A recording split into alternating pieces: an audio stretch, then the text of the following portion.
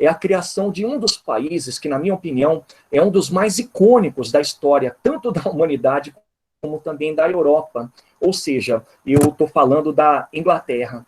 Uma coisa muito bacana, tá todo mundo vendo? Alguém pode abrir o microfone e falar? Legal. Galera, uma coisa muito legal que eu uso para explicar para vocês o caso da Inglaterra é começar por esse termo aqui, ó.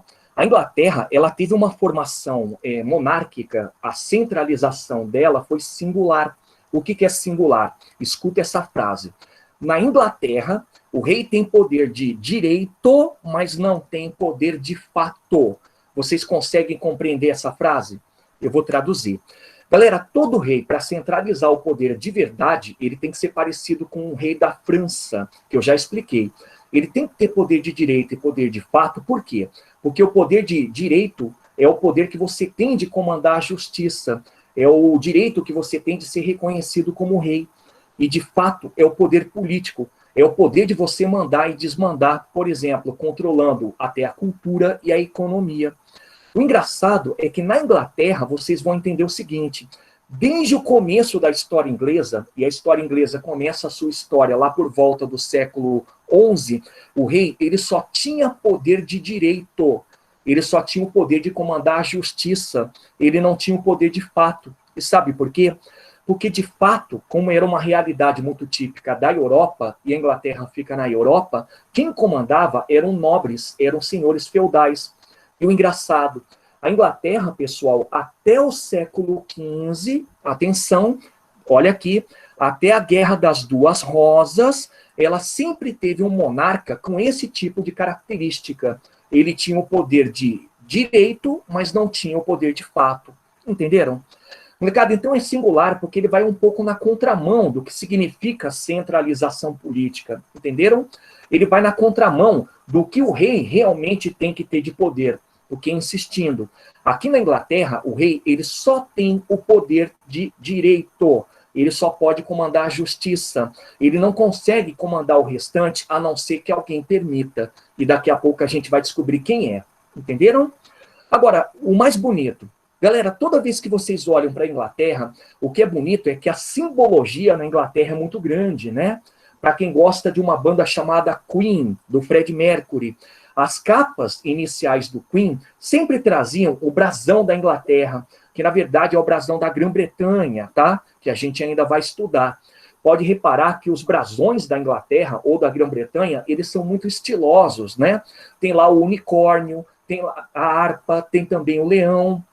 Galera, só que de todos os símbolos, o mais conhecido é esse aqui, ó. Ele é utilizado, inclusive, até nos uniformes dos atletas da Inglaterra.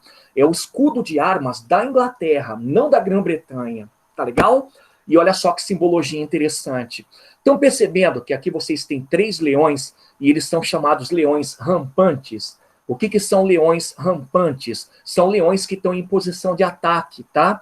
Eles estão para atacar. O legal é que cada um dos leões ele tem uma simbologia. Quer ver? O primeiro leão, ele faz uma referência ao rei da Inglaterra. E, na verdade, é uma referência ao primeiro rei que a Inglaterra teve de verdade, que é chamado Henrique II. Tá legal? E por que ele utilizou o leão como símbolo? Porque até hoje muita gente pensa assim, o leão é o rei da selva, é aquele que comanda.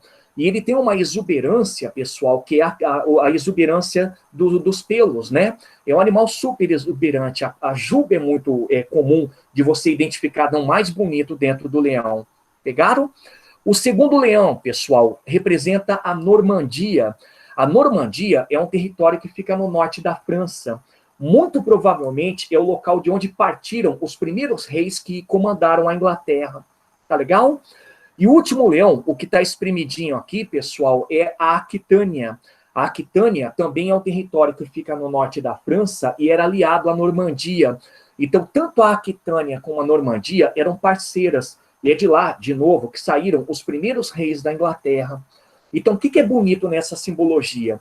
É que os 3 reis equivalem a 3 locais que praticamente fazem a história da Inglaterra. A Inglaterra propriamente dita, representada pelo primeiro leão, o inglês, não é? O segundo representa a Normandia e o terceiro a Aquitânia.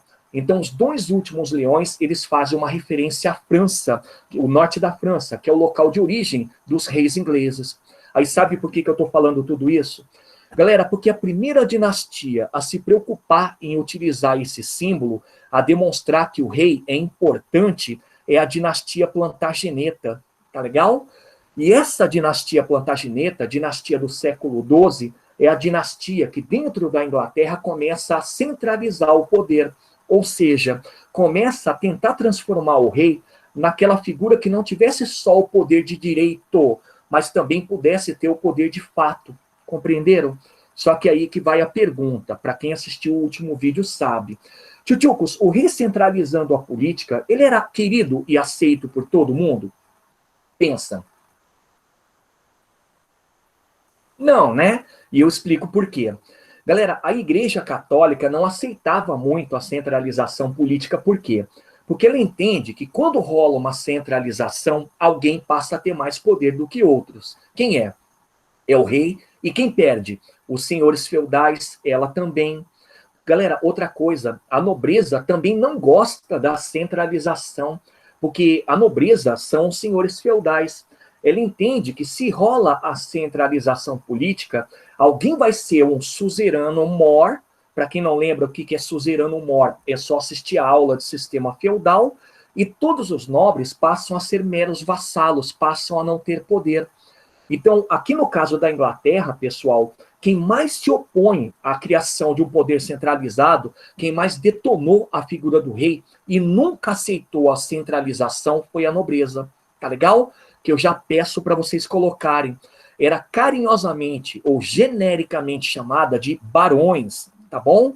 Então, todos os nobres dentro da Inglaterra eram chamados barões, e eram esses barões que se opunham à centralização política. Então, reparem, a dinastia Plantageneta, ela teve um puta desafio, velho. Qual que era o puta desafio?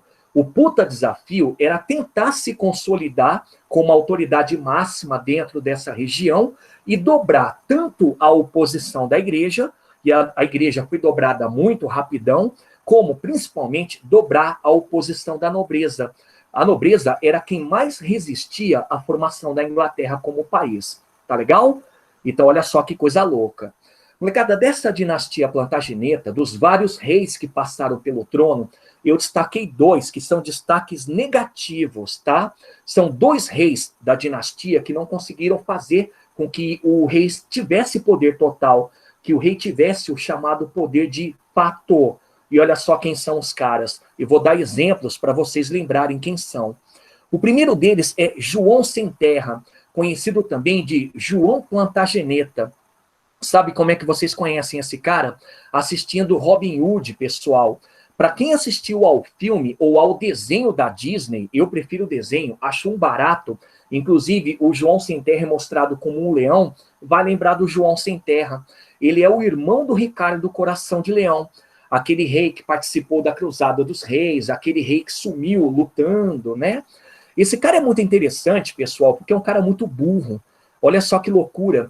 Ele sempre achou que o poder do rei podia sobrepor os demais poderes e nunca fez questão de dialogar com a nobreza. Tá legal? O outro rei, esse cara vocês vão lembrar pelo órgão que foi criado durante o governo dele, Henrique III. Ele é o pai do parlamento. Galera, e uma coisa muito massa quando vocês ouvem falar de parlamento na Inglaterra é justamente a tradição.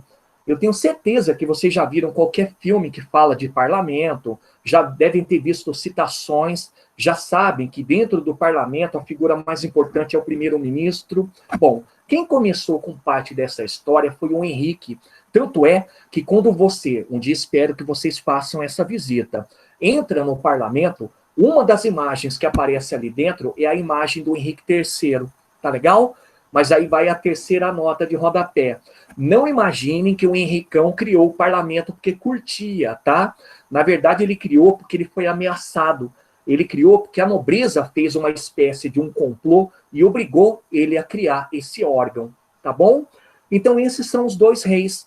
Eu tenho que apresentar a história desses dois caras para falar o seguinte: na Inglaterra, de novo, o que a gente chama de centralização política é singular. O rei nunca teve poder de fato. Ele só vai ter esse poder lá na frente, a gente ainda vai estudar no absolutismo, tá bom? Então, bora ver o João, pessoal, o famoso John Landless. Olha que nome massa, né? John Landless. Galera, João Sem Terra, quando ele assumiu o trono no século XIII, ele assumiu o trono num problema muito sério, que é o problema da política inglesa. Escutem essa história. O irmão dele, Ricardo Coração de Leão, era o rei da Inglaterra. Só que o Lazarento não parava no país. O tempo todo ele estava metido em cruzadas, o tempo todo ele estava na França, no norte da França, combatendo os franceses. Ali tem uma região, daqui a pouco eu vou comentar, que os ingleses sempre quiseram e comandaram por um certo tempo, é Flandres. E o pior, o Ricardo Coração de Leão, tchutchucos e tchutchucas, morreu lazarentamente, sem herdeiro nenhum. Então, quando João assumiu, ele assumiu uma Inglaterra que estava quebrada economicamente falando, assumiu uma Inglaterra que, teoricamente, tinha um vazio de poder, o rei tinha acabado de morrer, e assumiu uma Inglaterra em que quem comandava de fato eram os barões. Então, o que ele fez? Olha que coisa doida. Ele começou a fazer um conjunto de disputas contra essa nobreza. Por quê? Porque ele precisava fazer com que o papel do rei fosse um papel respeitado. E adivinha o que ele fez? Ele impôs uma coisa chamada de common law. Common law. O que é common law? Tradução literal, é lei comum. Ele impõe uma lei, que era uma lei real, pessoal, para todo o território da Inglaterra. Só que aí é que vai a pergunta. Ele fez essa imposição da common law, mas ele perguntou para os nobres se ele podia fazer isso? É lógico que não. Ele não perguntou para nobre nenhum. E a nobreza já ficou irritada, porque percebeu que quando o rei faz a imposição de uma lei, ele está sendo intransigente, ele está tentando ter o poder de fato, que não era dele, era da nobreza, era dos barões. Entenderam? Aí vem o segundo detalhe. Galera, falei para vocês de um território que o John Landless estava também querendo fazer a dominação, mas o irmão tinha começado com tudo isso. Vou mostrar para vocês aqui, ó.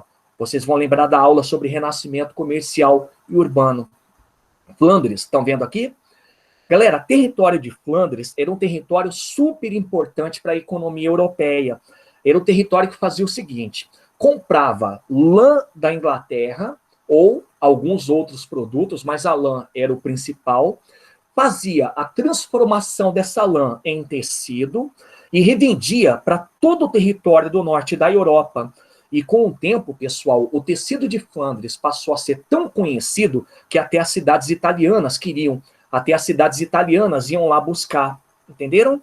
Então, olha só, Ricardo Coração de Leão sacou o seguinte: a Inglaterra, ela tem um pouco da sua origem aqui, nesse território chamado de Normandia. Então, por direito, esse território de Flandres é um território nosso. Então o cara passou grande parte do reino dele, do reinado dele, lutando contra os franceses para ter dominação dessa área. Morreu e o irmão, o João Sem Terra, continuou com essa história. Só que olha que coisa maluca, pessoal. O João Sem Terra nunca conseguiu tomar o território. Até porque quem estava comandando a França no exato momento em que ele está tentando tomar Flandres é um dos reis mais importantes de lá. É o famoso Filipe Augusto. E o cara, o francês, o rei francês, ele gastou todo o dinheiro que podia e não podia para combater os ingleses e venceu. Quer o estrago? Então volta aqui para a tela. Galera, o estrago é que conforme ele lutava contra os franceses para ter Flandres, mais ele era derrotado. E quanto mais ele era derrotado, adivinha o que acontecia com a imagem dele? Se perdia. Os burgueses, que de certa forma gostavam do governo dele, até apoiavam, mas a nobreza não. A nobreza falava que era uma coisa ridícula, porque sendo derrotado, ele está mostrando que a Inglaterra é fraca, ela não tem poder. Entenderam? E aí vem o pior. Esse estrago é o estrago que eu vou pedir para vocês lembrarem sempre: impostos. O filho da mãe gastava muito lutando contra os franceses. Tudo bem, franceses também. Só que esse cara, para poder arrecadar dinheiro e lutar contra os franceses, o que ele fazia? Ele decretava impostos, pessoal, o tempo todo. Olha que louco, o tempo todo. Então, de mamando a caducando, de um camponês, por exemplo, até um nobre, até um barão, todos tinham que pagar impostos. E era imposto para tudo. era imposto para a utilização de um determinado local, era um imposto para a utilização da estrada, era um imposto só por imposto, ó, imposto porque eu preciso. Galera, isso foi a gota d'água. Os barões perceberam que agora o rei tinha passado dos limites. Ele estava começando a cobrar impostos e, de novo, ele não estava consultando a nobreza. O que ela fez? Ela fez uma revolta que ficou conhecida na história como Revolta dos Barões.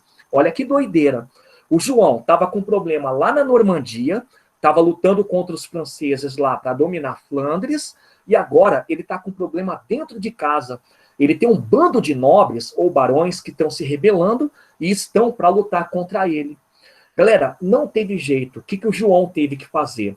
Ele recolheu o exército inglês do norte da França, de lá de Flandres, parou com a luta e sentou com os barões, com a nobreza, para dialogar. E desse diálogo, eu vou pedir para vocês guardarem tudo que eu for falar agora, nasceu a Magna Carta. E o que é a Magna Carta? A Magna Carta, pessoal, ainda hoje, cai de costas, é o principal documento da monarquia inglesa. Foi assinado em 1215, tá?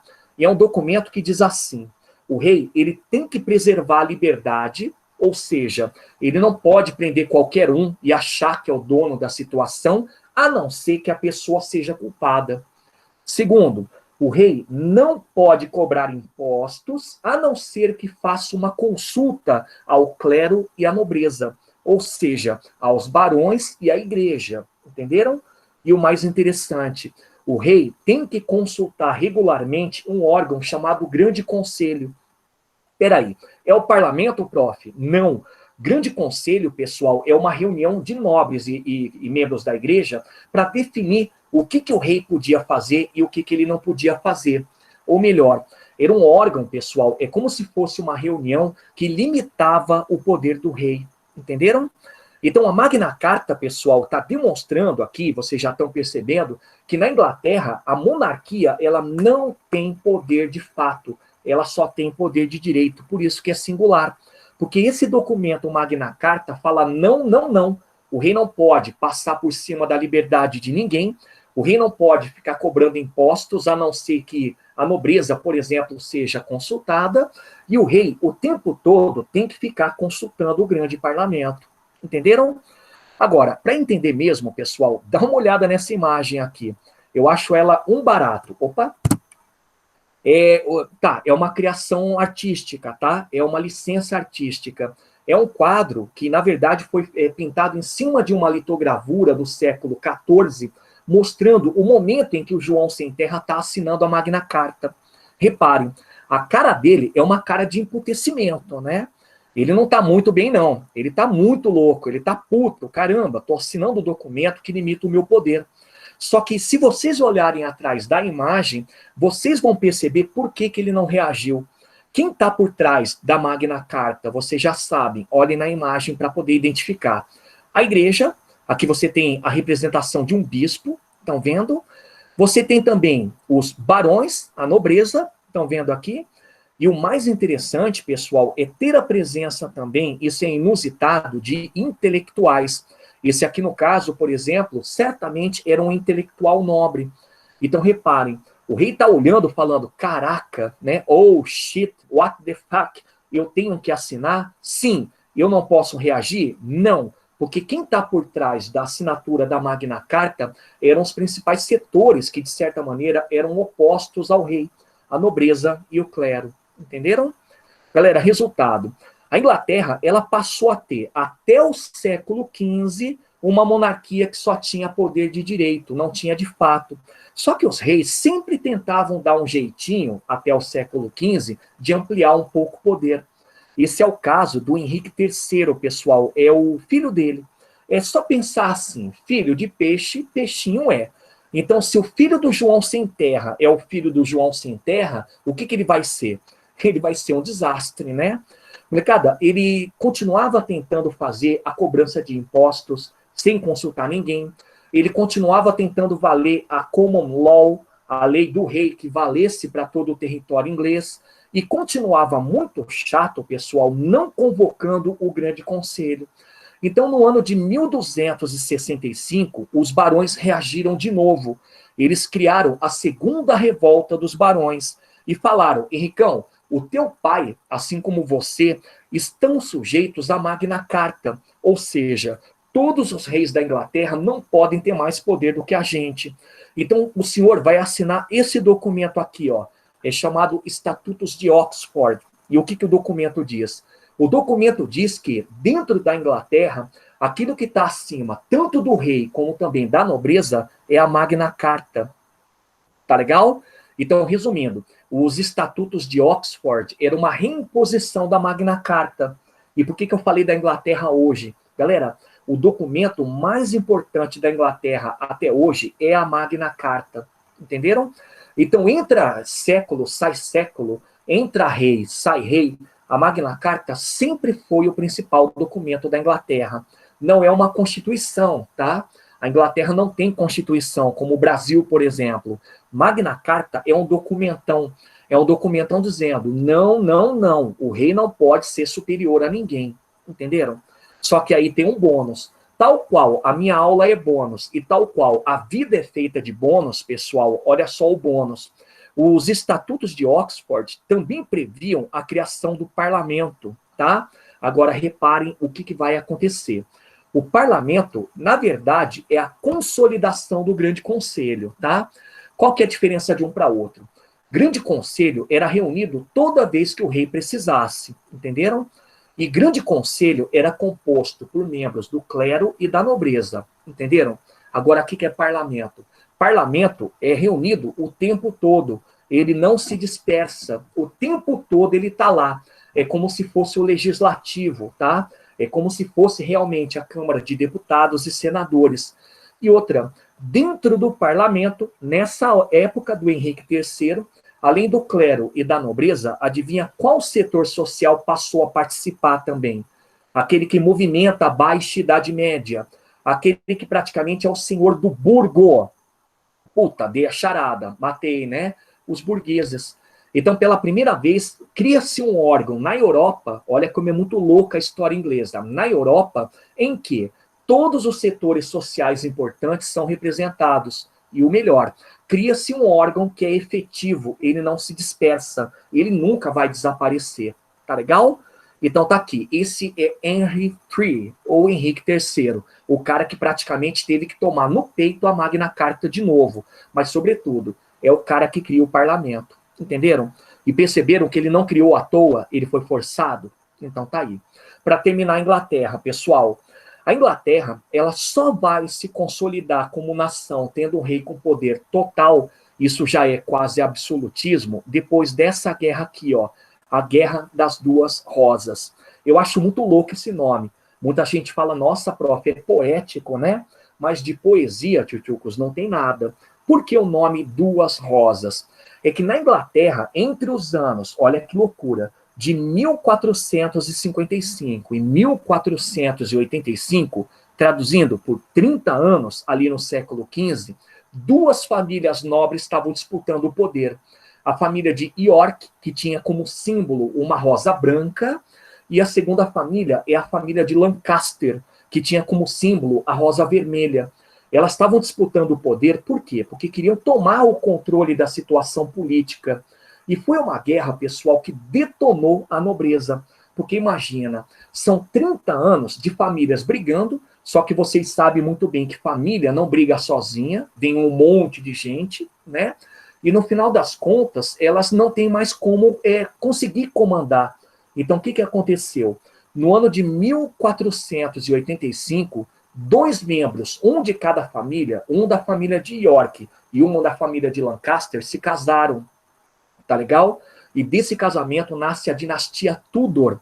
E aí vai a última parte importante dessa aula de Inglaterra. É a dinastia Tudor, pessoal, que vai criar o absolutismo. Vocês aprenderam com o Adriano. O Adriano explicou para vocês o mais icônico de todos os reis da dinastia Tudor. Adivinha quem é, tchutchucos? Bonachão. Só que não, teve várias esposas. Henrique VIII. É o Henrique VIII que vai criar o absolutismo. E é nesse absolutismo que vocês vão ter o rei com poder de direito e fato, tá bom? Mas isso é uma outra história. É a história que eu vou contar na semana que vem. Tá legal?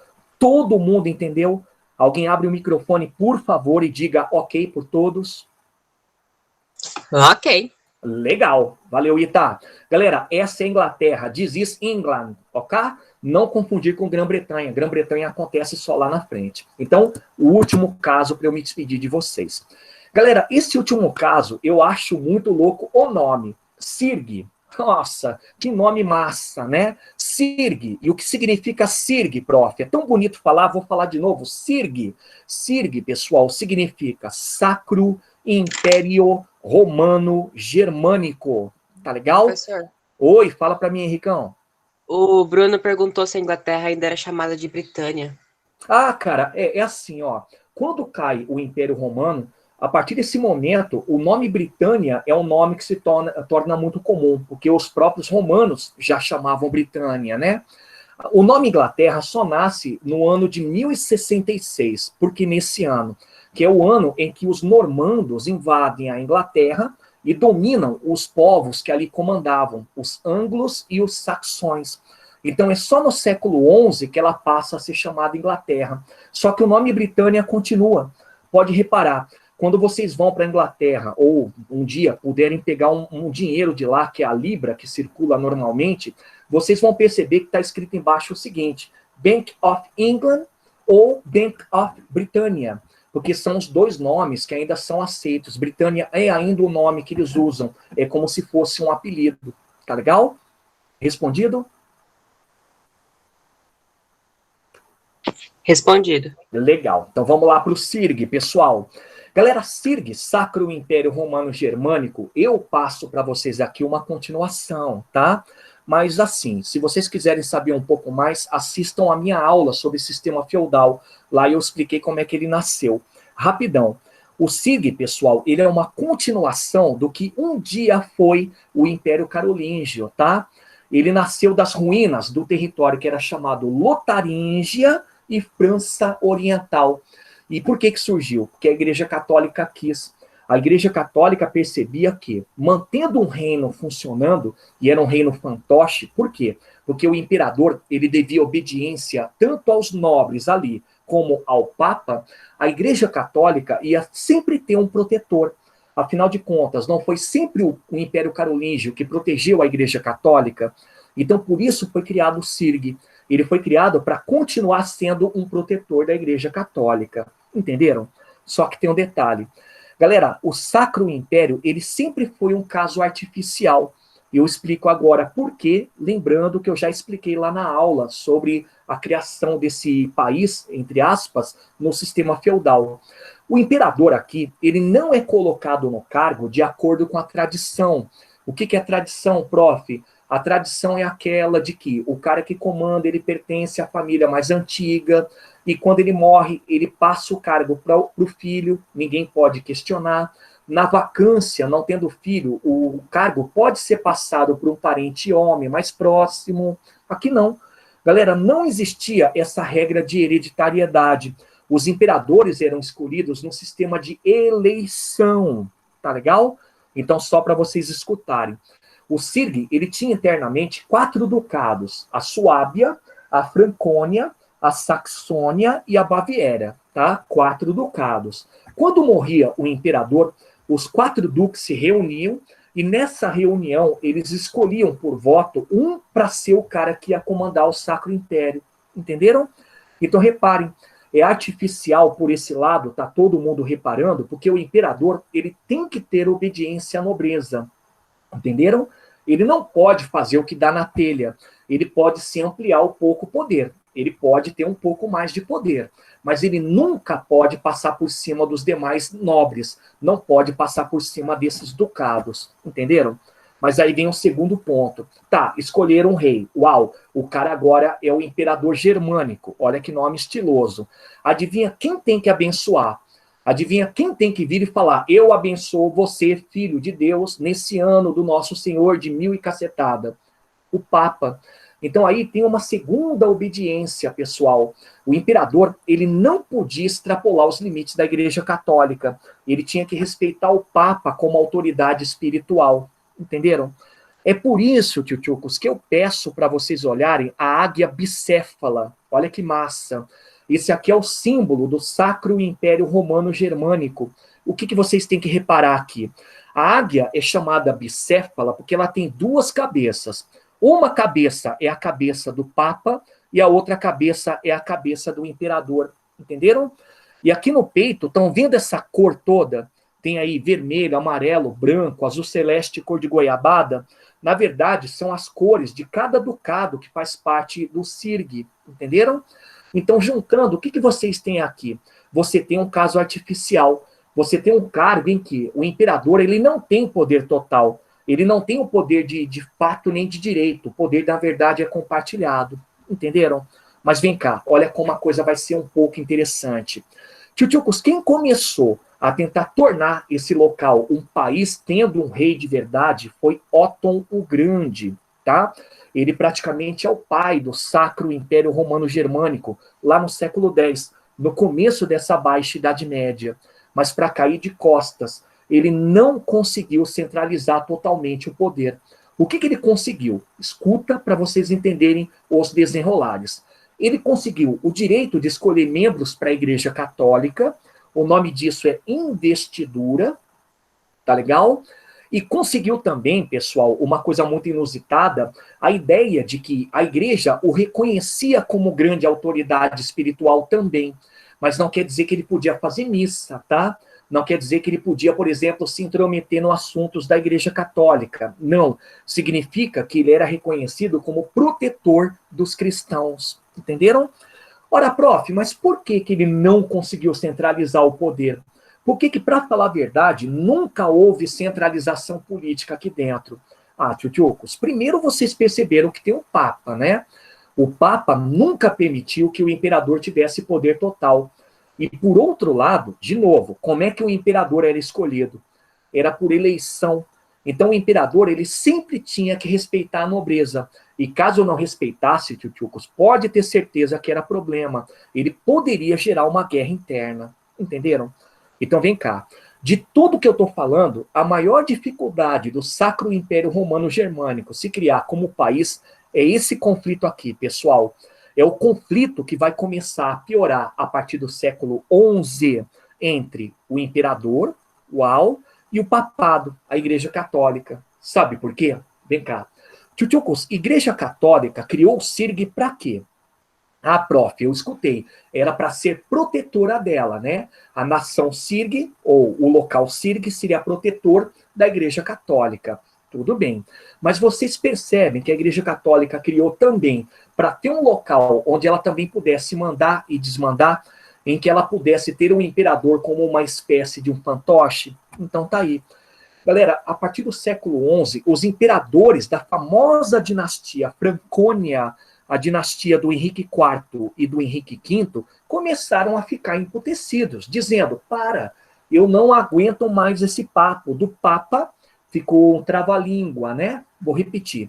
Eu não aguento mais esse papo do Papa querer comandar a nossa área, comandar o Sacro Império. Então, o que a dinastia Francônia começou a fazer? Ela, sozinha, cai de costas, começou a indicar todos os membros da Igreja Católica. E por que é para cair de costas? Porque pensa comigo, quem que era o cara que era escolhido para ser membro da Igreja Católica aqui dentro do CIRG? Você acha que era um bom cristão? Você acha que era um santo? Você acha que era um cara que seguia as leis de Deus conforme manda o figurino? Lógico que não, pessoal. Os caras que eram colocados para serem membros da Igreja Católica aqui dentro eram nobres, eram pessoas que podiam pagar mais, entenderam? Então aqui vai nascer esse primeiro conflito, por quê? Porque investidura, que é o direito de escolher membros da Igreja Católica dentro do CIRG, cabia só ao imperador. Era a dinastia Francônia tentando fazer o imperador ter mais poder do que todo mundo, entenderam? E aí vem outro problema. Tchutchukos, todo cara que era colocado dentro da Igreja Católica podia vir de qualquer setor social entre o clero e a nobreza, tá? Geralmente era só o quê? Nobre. Mas para cair de costas, pessoal, membros da Igreja Católica recebiam terra do imperador. E é uma coisa muito doida, por quê? Porque quando o imperador doa a terra para alguém, o que ele espera desse alguém? Lealdade, concordam? Tá, é uma coisa que vocês viram lá no sistema feudal. Tudo bem. Mas vocês concordam comigo que quando ele doa a terra para membros da igreja, ele está querendo submeter a igreja católica? Não? Então, peraí. Eu doei terra para um bispo dentro do Sacro Império. O bispo, ele vai ter mais lealdade comigo ou com o Papa? Ah, é comigo, né? Velho, isso foi demais. Os papas desse século XI em diante começaram a perceber que a coisa estava ficando muito estranha. Os imperadores dessa dinastia francônia, os imperadores do Sacro Império Romano Germânico, estavam querendo ser os picas das galáxias, entenderam?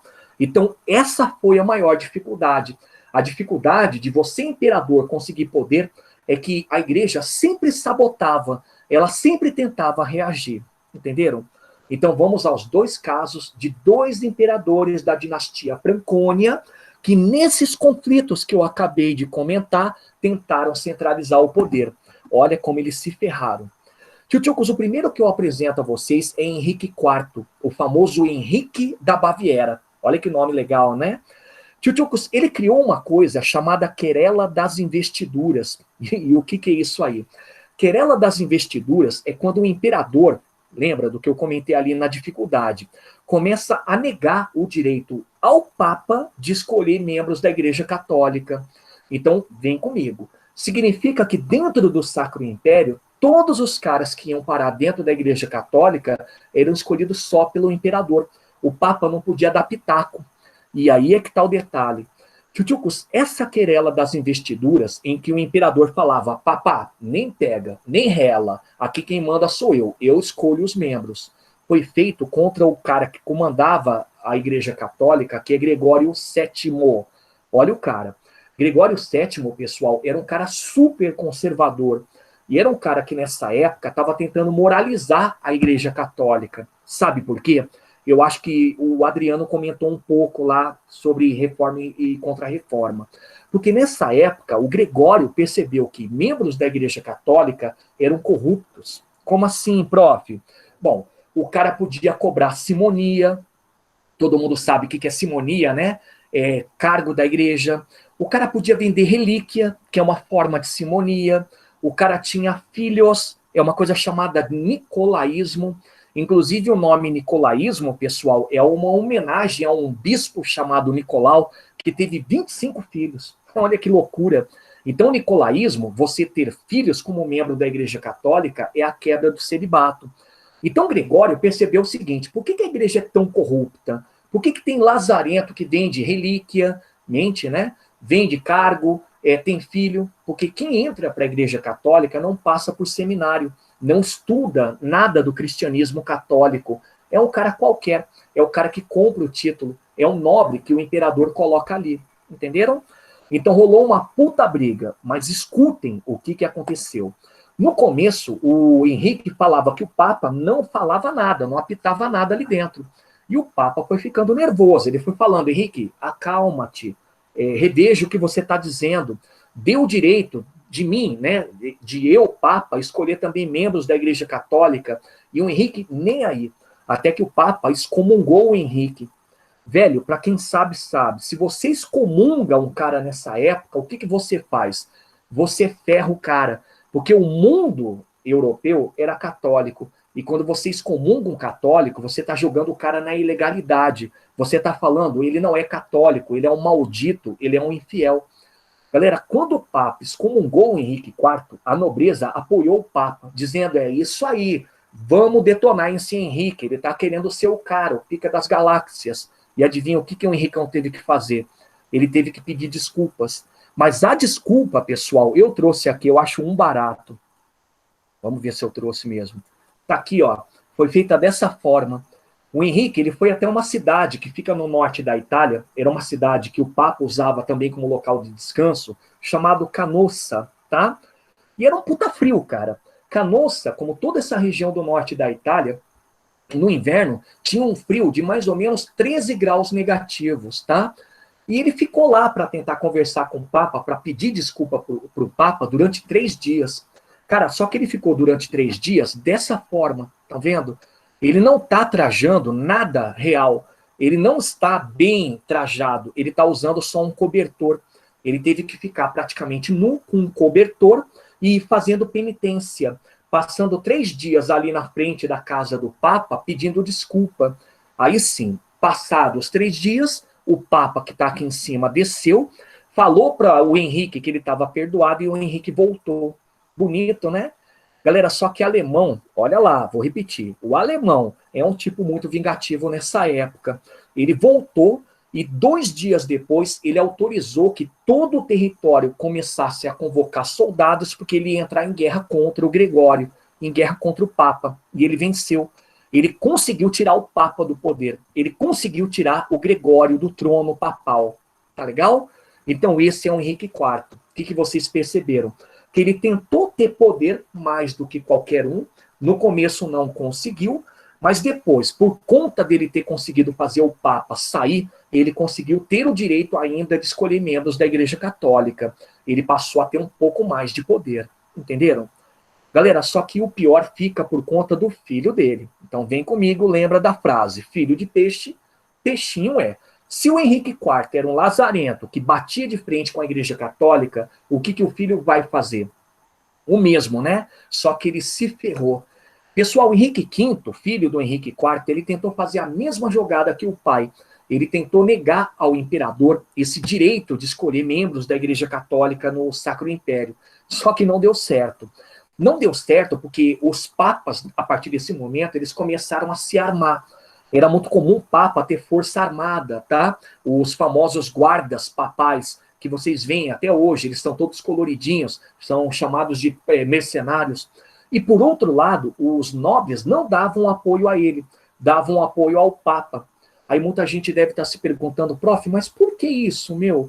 Eu não estou entendendo por que os papas ficam querendo apoio dos nobres e os nobres dão apoio. Bom, o Papa dá apoio, pessoal, porque ele precisa desses nobres participando. E os nobres precisam do Papa para detonar essa centralização política. Entenderam? Então, o resultado é o seguinte: Henricão perdeu em campo de batalha, os nobres apoiaram o Papa, inclusive, nessa luta, e ele foi obrigado a assinar um documento chamado Concordata de Worms, ou Worms, para quem é fã do inglês, tá? Era um acordo com o Papa. O acordo é o seguinte: metade dos membros da Igreja Católica, quem escolhe sou eu, ó, ou seja, eu, imperador, e a outra metade, quem escolhe, é o Papa. Então aí nasce a investidura dupla, que é uma investidura temporal, ou seja, eu vou traduzir, feita pelo imperador, e a segunda, espiritual, é feita pelo Papa, tá bom? Então, resumindo, vocês olham para o Sacro Império Romano Germânico e identificam que aqui não rola centralização. Joia? Pichucos, desculpa pelo horário, beijos para vocês, obrigado pela atenção. Não esqueçam de colocar o nominho de vocês ali no chat e até a próxima. Legal? Tchau, tchau, gente. Beijão, beijão. Tchau. Tchau, Augusto. Tchau, tchau, tchau, Ita. Tchau, Tchau, professor. tchau, tchau, tchau. Coloca o nome, coloca o nome.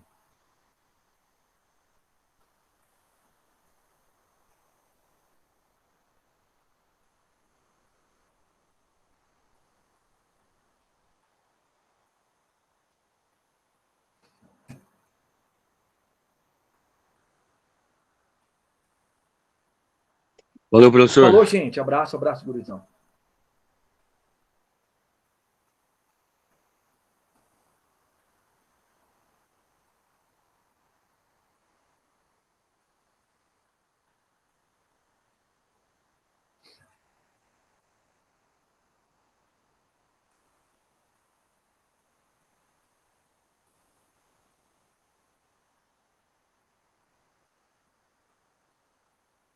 Vai lá, galera. Coloca os nomes que eu tenho que cancelar a gravação, tá?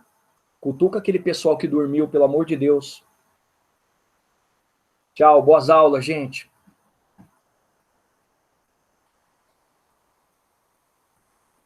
Falou, professor. Falou, tchau, tchau. Ô, professor. Diga. Aí, ó, meu nome eu consegui digitar agora, ó. Vê se deu certo aí. Apareceu meu nome? Apareceu. Opa. Tá aí, tá Falou, aí. professor. Um Falou, beijo, um abraço. falou. Beijos e abraços. Gostei.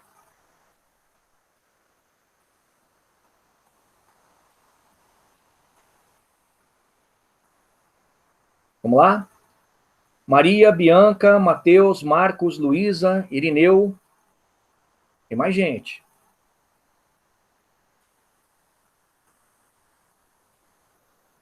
Oi, Procópio.